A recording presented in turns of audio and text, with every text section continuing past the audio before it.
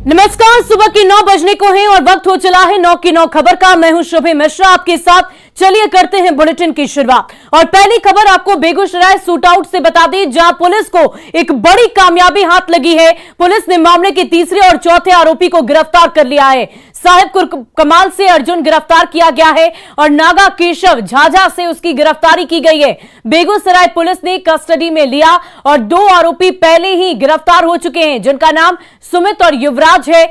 सूत्रों के हवाले से ये बड़ी जानकारी आप तक पहुंचा रहे हैं, यानी बेगूसराय शूटआउट की सभी 4 आरोपियों की गिरफ्तारी पुलिस ने कर ली है। मामले का चौथा आरोपी यानी कि अर्जुन को साहिबपुर कमाल से गिरफ्तार किया गया, जो अपने संबंधी के यहां छुप कर रह रहा था। शूटआउट का तीसरा आरोपी यानी कि नागा केशव झाझा से गिरफ्तार किया गया है। नागा केशव मौर्य एक्सप्रेस से रांची भाग रहा था, लेकिन बेगूसराय पुलिस की सूचना पर झाझा स्टेशन पर झाझा पुलिस ने उसे चारों ओर से घेर कर गिरफ्तार किया।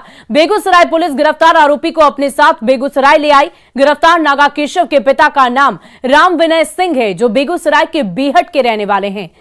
तो ये तस्वीरें आप देख पा रहे होंगे, यही वो आरोपी हैं जिन्होंने इतनी बड़ी घटना को अंजाम दिया। 1-2 नहीं बल्कि 10 लोगों पर फायरिंग की, गोलीबारी की घटना को अंजाम दिया। 13 सितंबर की रात इस पूरी घटना को अंजाम दिया गया था और लगातार पुलिस इन सभी की छानबीन कर रही थी और आखिरकार चारों ही आरोपी पुलिस की गिरफ्त में हैं। अलग अलग जगहों से इन सभी की गिरफ्तारी की गई है। नागा केशव झाझा से गिरफ्तार किए गए, ये स्टेशन पर मौजूद थे और रांची की ओर भागने की कोशिश इसकी तरफ से की जा रही थी। वहीं युवराज की बात कर ले तो वो अपने सगे संबंधी के घर पर छिपा हुआ था और इसकी सूचना मिलने पर पुलिस ने उनकी गिरफ्तारी की है। तो सुमित, युवराज और साथ ही साथ नागा केशव, ये तमाम आरोपी अब पुलिस की गिरफ्त में हैं।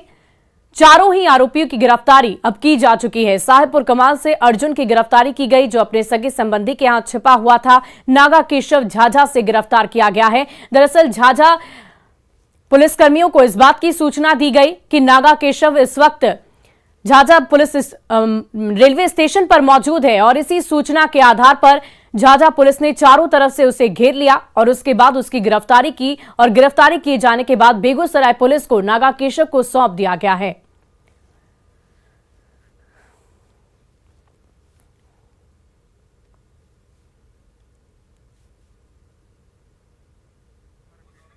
तो नागा केशव झाझा से गिरफ्तार किया गया है। ये 4 आरोपी जिन्होंने इतनी बड़ी घटना को अंजाम दिया, ये तस्वीर आप देख पा रहे होंगे। तस्वीरों के माध्यम से समझिए किस प्रकार से ये चारों अपराधी मिलकर बाइक सवार होकर आते हैं।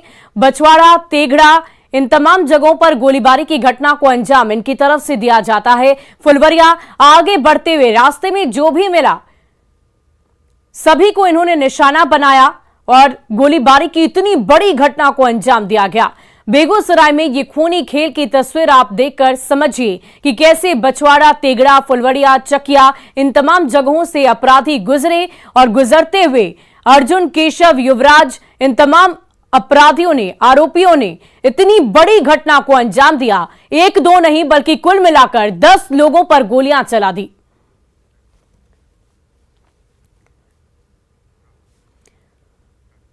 और सीबीआई ने पश्चिम बंगाल के चर्चित तपन कांदू हत्या मामले में एक शूटर को मुजफ्फरपुर से गिरफ्तार किया है। पश्चिम बंगाल में कांग्रेस के पार्षद तपन कांदू की 13 मार्च 2022 को हत्या की गई थी। कलकत्ता हाईकोर्ट के आदेश पर इस मामले की सीबीआई जांच कर रही थी और इसी मामले में सीबीआई की टीम मुजफ्फरपुर पहुंची और एक आरोपी को गिरफ्तार किया। पश्चिम बंगाल के झालदा थाने में एक हत्या का केस हुआ था विगत 6 महीना पहले। वो कार्य सीबीआई को दिया गया था। सीबीआई के अधिकारी यहाँ आए थे। मुजफ्फरपुर में एक अपराधी के छिपने का सूचना मिला था, इसी पर आए थे और मुजफ्फरपुर पुलिस से सहयोग मांगा गया था। पुलिस अधीक्षक महोदय के निर्देशानुसार हमारी एक टीम लगाई गई, जिसमें डीआईयू के सभी पदाधिकारी और सदर थाने की पुलिस के द्वारा उनको अरेस्ट करके उन्हें सुपुर्द कर दिया गया है। विधिवत कार्रवाई की जा रही है। और अगली खबर मुंगेर से, जहां एक तेल मिल में नाबालिग चोर की चोरी की पूरी घटना सीसीटीवी कैमरे में कैद हो गई। नाबालिग चोर ने यहां से 15,000 कैश और 1 सोने के सिक्के ले उड़े। तस्वीरों में देखिए चोर कैसे तेल मिल के पिछले हिस्से से प्रवेश करता है और काउंटर तलाशने लगता है। काउंटर में जितने भी पैसे उसे मिलते हैं उसे वो उड़ा ले जाता है। घटना गंगटा थाना क्षेत्र के बड़ी मंझगाय गांव की है। फिलहाल सीसीटीवी के जरिए पुलिस मामले की छानबीन में जुटी है। आप तस्वीरों में देख पा रहे होंगे किस प्रकार से चोर ने इस चोरी की घटना को अंजाम दिया। पहले वो पीछे के दरवाजे से प्रवेश करता है और उसके हाथ जितने भी पैसे लगे वो सभी पैसों को देखिए कितनी बारीकी के साथ, कितनी ही तेजी के साथ वो पैसों को निकालता है और लेकर फरार हो जाता है। और खगड़िया में कोसी और बागमती नदी के किनारे हो रहे कटाव से इलाके के लोगों में दहशत का माहौल है।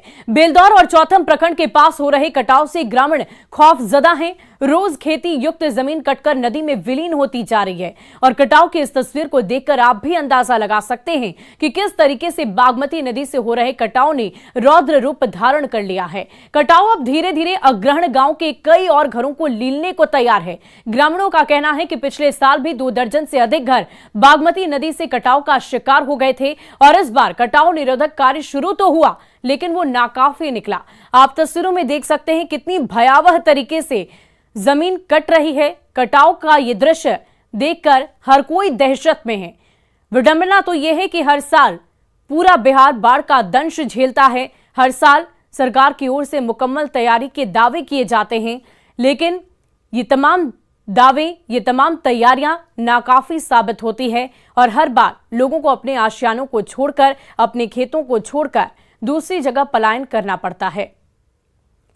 तो कोसी और बागमती नदी का ये रौद्र रूप आप देखिए। गाँव है, हम लोग का घर बागमती नदी से कटाव के कारण कटते जा रहा है। रात दिन नींद नहीं होता है। हम लोग का घर कटाव के कारण कभी भी कटाव में समा सकता है। रोज चट्टान की तरह जमीन कटकर नदी में गिर रहा है लेकिन कोई सुनने वाला नहीं है। और खबर मुजफ्फरपुर से, जहां किडनी कांड का मामला मानव अधिकार आयोग पहुंच गया है। पीड़ित महिला सुनीता देवी के ओवरी के ऑपरेशन के दौरान दोनों किडनी निकालने के मामले में वकील एसके झा ने राष्ट्रीय मानवाधिकार आयोग और राज्य मानवाधिकार आयोग में याचिका दाखिल की है। साथ ही इस मामले के आरोपियों की शीघ्र गिरफ्तारी की मांग की है। उल्लंघन की अति गंभीर श्रेणी का मामला है जिसके संबंध में हमने माननीय बिहार मानवाधिकार आयोग और माननीय राष्ट्रीय मानवाधिकार आयोग को हमने इस मामले में सूचित किया। तदनुसार बिहार मानवाधिकार आयोग के द्वारा 6 सप्ताह में डिस्ट्रिक्ट मजिस्ट्रेट मुजफ्फरपुर और वरीय पुलिस अधीक्षक मुजफ्फरपुर से इसमें प्रतिवेदन की मांग भी किया गया है। 4/11/2022 तक इसमें रिपोर्ट। और देखिए इसी बीच बांका से आपको बड़ी खबर बता दें, जहां फूड पॉइजनिंग से 9 लोगों की तबीयत बिगड़ गई है जिन्हें अस्पताल में भर्ती कराया गया। घटना बिशनपुर पंचायत के कैथा टीकर गांव की बताया जा रहा है कि जंगली मशरूम की सब्जी खाने से 9 लोगों की तबीयत अचानक बिगड़ गई। घायलों में 3 छोटे बच्चे, 2 महिलाएं भी शामिल हैं। लोगों ने बताया कि मशरूम की सब्जी खाने के कुछ ही देर बाद सिर दर्द और उल्टी होने लगी, जिसके बाद लोगों को अमरपुर रेफरल अस्पताल में भर्ती कराया गया, जहां अब भी इन सभी का इलाज जारी है। सब जो है, जो पहाड़ी जंगली इलाके में जो छाता रहता है, कुछ पॉइजनस होता है, कुछ नहीं भी होता है। और ये लोग जैसा बोल रहा है, कुछ मूसा जो है पका के भी खाया है। स्थिति अभी कैसा है सर? स्थिति अभी सबका सामान्य ठीक है, खतरे से बाहर है सब। और चलिए अब बात करते हैं बिहार के मौसम के मिजाज की। बिहार में मानसून के लगातार एक्टिव होने से पटना समेत राज्य के अधिकांश जिलों में रुक रुक कर बारिश हो रही है और अधिकतम तापमान में गिरावट देखी जा रही है। मौसम वैज्ञानिकों की माने तो अगले 48 घंटे तक मध्यम से भारी बारिश की संभावना है, जिसको लेकर अलर्ट जारी किया गया है। और अधिक जानकारी दे रहे हैं हमारे संवाददाता रजनीश कुमार। बिहार में राजधानी पटना समेत कई जिलों में मानसून की सक्रियता लगातार बनी हुई है, जिसकी वजह से रुक रुक कर झमाझम बारिश हो रही है और मौसम सुहाना हो गया है। मौसमविदों की माने तो अगले 48 घंटे में मध्यम से लेकर भारी बारिश की फिर से चेतावनी जारी की गई है, जिसमें उत्तर बिहार, मध्य बिहार और पूर्वी बिहार में अधिकतर जिलों में बारिश की संभावना है। मौसम बदलने के बाद जो अधिकतम तापमान है उसमें 4 डिग्री गिरावट आई है और अधिकतम तापमान घटकर 28 डिग्री सेल्सियस तक पहुंच गया है। मौसमविदों के अनुसार मानसून ट्रफ रेखा कोटा मध्य प्रदेश होते हुए निम्न दबाव के क्षेत्र जमशेदपुर दीघा होते हुए उत्तर पूर्व बंगाल की खाड़ी की ओर गुजर रही है। इसकी वजह से जो मौसम है उसमें बदलाव देखने को मिल रहा है और 48 घंटे में फिर से उत्तर मध्य और पूर्वी बिहार में मध्यम के साथ भारी बारिश की चेतावनी जारी की गई है। साथ ही खतरनाक वज्रपात को लेकर भी लोगों से सावधानी बरतने की अपील की गई है। कैमरामैन अजय दुबे के साथ रजनीश कुमार, न्यूज़ 18 पटना। और खबर गोपालगंज से, जहां मॉडर्न सदर अस्पताल हल्की बारिश में पानी पानी हो गया है। शुक्रवार की सुबह हुई मूसलाधार बारिश के बाद अस्पताल परिसर तालाब में तब्दील हो गया। इमरजेंसी वार्ड के बाहर घुटने भर पानी जमा है। अस्पताल में पानी लगने की वजह से मरीजों को काफी परेशानियों का सामना करना पड़ रहा है। वहीं संक्रमण का भी खतरा सताने लगा है। सदर अस्पताल के इमरजेंसी वार्ड के हालात का जायजा लिया न्यूज़ 18 संवाददाता गोविंद कुमार ने। बिहार के डिप्टी सीएम और सूबे के स्वास्थ्य मंत्री तेजस्वी यादव का यह गृह जिला है और ये मॉडल सदर अस्पताल का परिसर है। हल्की बारिश के बाद कैसे अस्पताल परिसर में पानी लग गया है, घुटने भर पानी लग गया है। देख सकते हैं जो मरीज हैं वो पानी में ही पार करके इमरजेंसी वार्ड तक इलाज कराने पहुंच रहे हैं।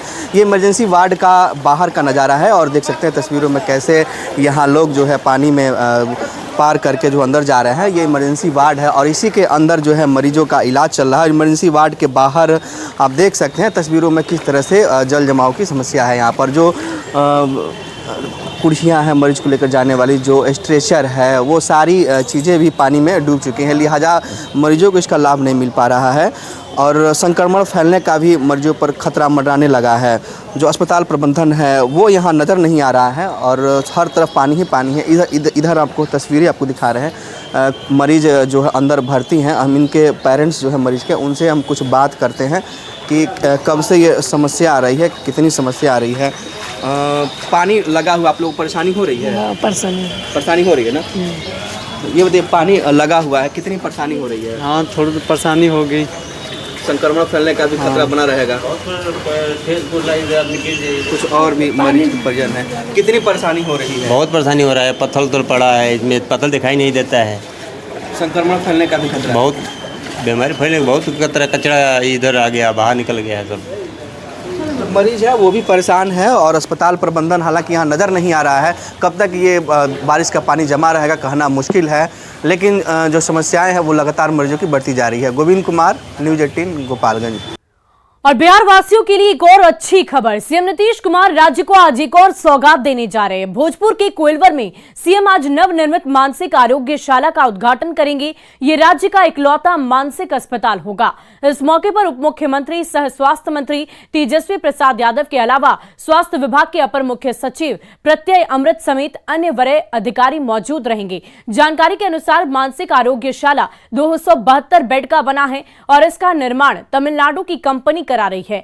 प्रोजेक्ट को 36 महीने में पूरा किया गया। निर्माण पर लगभग 123 करोड़ रुपए खर्च किए गए हैं। अस्पताल परिसर में 14 ब्लॉक हैं। इनमें 4 hospital block, academic service, drug addiction, staff doctor, संकाय क्वार्टर समेत अलग अलग 8 विभाग बनाए गए हैं। Academic block G2, service block, ward block G+2 और ward block DDC G+1 floor का है। इस आरोग्यशाला के सभी ब्लॉक भूकंप रोधी और इको फ्रेंडली बनाए गए हैं। भवन निर्माण के क्रम में पर्यावरण के साथ छेड़छाड़ नहीं की गई। पेड़ पौधे पूर्ववत वैसे ही मौजूद हैं। पटना नगर निगम के निगम कार्यों में लगे जर्जर अवस्था में पड़े गाड़ियों से निजात पाने के लिए सैनिटरी मार्ट नूतन राजधानी अंचल बनाया है, जहां निगम की खराब गाड़ियों को तत्काल ठीक किया जा रहा। इनके स्पेयर पार्ट्स भी बदले जा रहे हैं जिससे काम प्रभावित ना हो। मार्ट का जायजा लिया संवाददाता धर्मेंद्र कुमार ने। नगर निगम के कार्यों के लिए नगर निगम की गाड़ियां लगातार सड़कों पर दौड़ती रहती है। उन गाड़ियों में काफी खराबियां आती हैं और गाड़ियां कहीं जर्जर अवस्था में भी होती है। उन जर्जर गाड़ियों के लिए नगर निगम ने अब विशेष व्यवस्था की है और निजी कंपनी से सहयोग से अब मार्ट की स्थापना की गई है, जिसमें नगर निगम की तमाम गाड़ियां वहां ठीक होंगी। नगर निगम के गाड़ियों को कहीं दूसरे जगह नहीं ले जाया जाएगा। अब वो गाड़ियां वहीं पे आएंगी, उनके स्पेयर पार्ट्स वहां बदले जाएंगे और भी जो तकनीकी खराबी होगी वो तमाम चीज़ें ये मार्ट में बदली जाएगी और जो नगर निगम का जो काम है वो सुचारू ढंग से चल सके, नगर निगम की गाड़ियां सड़कों पर सरपट दौड़ सके और काम में कोई बाधा ना हो, इसके लिए इस मार्ट की स्थापना की गई है। किस तरह से काम करना पड़ता है आप लोगों को? क्या आप लोगों का काम क्या है? जैसे क्या काम आप लोग को करना हम लोग पड़ता को गाड़ी का सर्विसिंग और मेंटेनेंस देखना है कि गाड़ी में क्या काम हो रहा है, क्या लग गया है, कौन सा स्पेयर पार्ट लग रहा है। वैसे ही है? जो भी गाड़ी आती है नगर निगम की नूतन राजधानी अंचल में, हाँ, गाड़ी वाइज नंबर वाइज आती है और लग के यहाँ से निकल जाती है। तमाम स्पेयर पार्ट्स और तमाम स्पेयर पार्ट जैसे टायर हुआ और जो स्पेयर पार्ट्स जो होते हैं वो लगते हैं इसमें। गाड़ियों को पूरी तरह से ठीक करके तब आप लोग जी जाते हैं। हाँ। क्या नाम हुआ आपका? मेरा नाम रामाशंकर। तो जो भी नगर निगम की गाड़ियां जो जर्जर अवस्था में यहाँ पहुँचती हैं उनको यहाँ पर ठीक किया जाता है और उनके स्पेयर पार्ट्स अगर खराब है तो उन्हें बदला जाता है, जिससे कि गाड़ियाँ आराम से काम कर सकें और जो काम में व्यवधान होता है खराब गाड़ियों को लेकर, वो कहीं ना कहीं इस समस्या से नगर निगम को निजात मिल जाएगा। न्यूज़ 18 के लिए पटना से धर्मेंद्र कुमार। और चलिए अब बढ़ते हैं अगली खबर की ओर। लखीसराय के एसपी और नेता प्रतिपक्ष के बीच ठन गए। विजय सिन्हा ने एसपी पर करप्शन समेत कई गंभीर आरोप लगाए, साथ ही चेतावनी भी दी है। नेता प्रतिपक्ष ने सवाल उठाए तो जेडीयू एसपी के साथ खड़ी नजर आ रही है।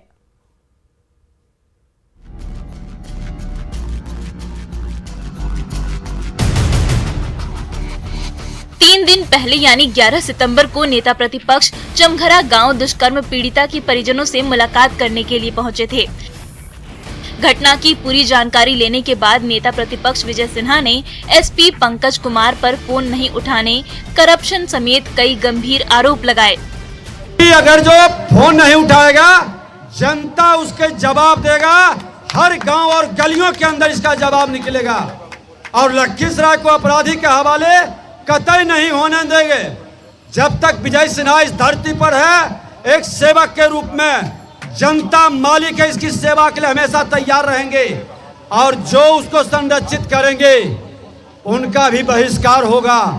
ऐसे भ्रष्ट पदाधिकारी का बहिष्कार होगा और खुलकर भ्रष्ट पदाधिकारी की कारनामा का उजागर होगा। नेता प्रतिपक्ष के आरोप पर 3 दिन बाद एसपी पंकज कुमार ने सफाई दी है और दावा किया है कि उनका फोन दिन हो या रात कभी बंद नहीं रहता। मेरे विरुद्ध ये आरोप लगाया गया है कि एसपी का फोन बंद रहता है। मेरे 4 महीने के दौरान का कॉल डिटेल निकाल कर देखा जा सकता है कि मेरा मोबाइल कभी भी बंद रहा है या नहीं। मैं दावे के साथ कहता हूं कि मेरा मोबाइल कभी बंद होता ही नहीं। जाहिर है नेता प्रतिपक्ष और लखीसराय के एसपी के बीच ठनती हुई दिख रही है। इस जुबानी जंग में जेडीयू एसपी के साथ खड़ी नजर आ रही है। लगता है कहीं दारू बालू दिखाई देता है, तू बतावे न फोन करके कि हम झूठो पुलिस पर आरोप लगाते हैं कि फलना जगह दारू बिकता है। दारू बिकने का मतलब होना चाहिए या आप बताइए फोन करके, पुलिस जाएगी। हम भी कहीं अगर देखते हैं तो बताएंगे तब नहीं पुलिस को कि हम अमुक घर में दारू बिक रहा है या बालू डकैती हो रहा है। कहाँ लखीसराय तो बालू अभी फिलहाल बंद है। अब सवाल है कि सब कुछ ठीक है तो नेता प्रतिपक्ष आखिर क्यों बार बार लखीसराय एसपी पर सवाल खड़े कर रहे हैं। लखीसराय से न्यूज़ 18 के लिए राकेश कुमार की रिपोर्ट।